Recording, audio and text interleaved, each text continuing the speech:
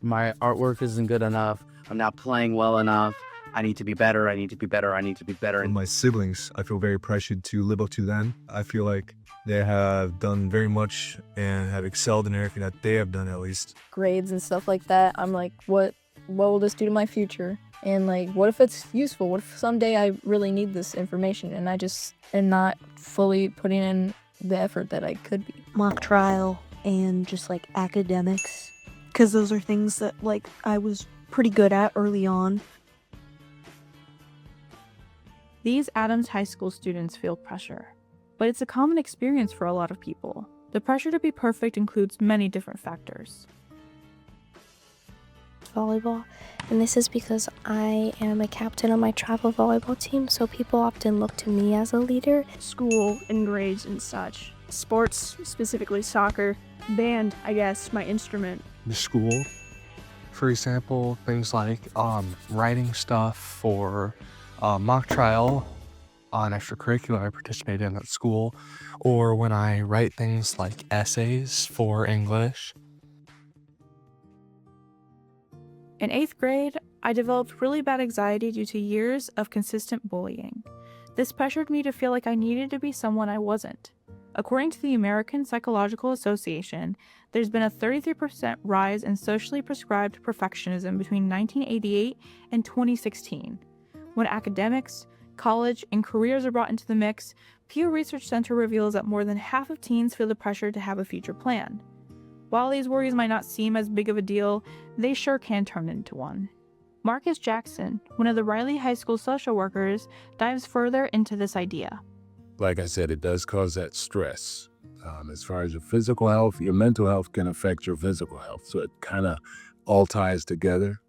Your physical health, your blood pressure, your overall health in general can decline if you're not responding well to that stress.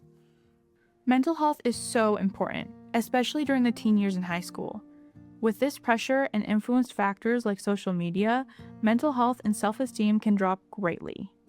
In my case, it got so bad my doctor suggested I try antidepressants. Jeremy Tyler, who is an assistant professor of clinical psychiatry, says that the focus on perfectionism can be destructive. More than a mental health risk factor, it can be a physical one as well. Eating disorders, suicidal ideation, poor health, headaches, and physical tension all can occur from this heavy pressure. How to fix it? Miss Manier, a guidance counselor at Adams High School, explains how. Well, therapy is always great. I think, starting out into school, social workers and counselors would be the immediate resource. If you tell a trusted adult here in the building, they typically then refer you to one of us. I think that's a good stepping stone into possibly getting outside therapy. I think would be great to kind of dig deeper into the self-esteem and the mental health. Sometimes it's not a one and done fix. For me, it took trying a variety of different medications before I found one that helped. That, along with therapy, helped change my headspace. The patience. We try to be perfect instantly in that things take time to develop. And when we want something, we want it right now, but it takes time. Not having that patience can cause a lot of stress on our bodies and our minds. Sometimes we look at ourselves as failures. That can lead to depression and other things as far as mental health. I learned to celebrate the small successes and to learn from mistakes. No one is perfect at everything. Well, it's a lot of internal work because you're trying to then convince yourself the challenging this thought process of I don't have to be perfect. If I don't get to the 100% on a test, what will be the outcome of that, right? And I think it's convincing ourselves it's not the end of the world. Harvard alum Jessica A. Kent states that practicing self-compassion can help ease the feelings. Maybe you didn't complete the one thing you wanted to, but in that process, you learned something new either about the thing itself or even yourself.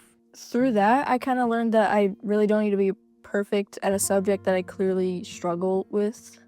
I can get better at it, but I'm not going to be perfect at it. And if it's too hard to do on your own, there are plenty of resources. Guidance counselors are a great option, as well as support groups in the area.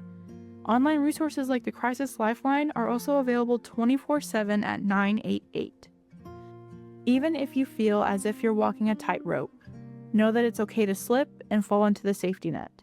And that's perfectly okay. And for WETL Radio In-Depth Stories, I'm Aayla McCann.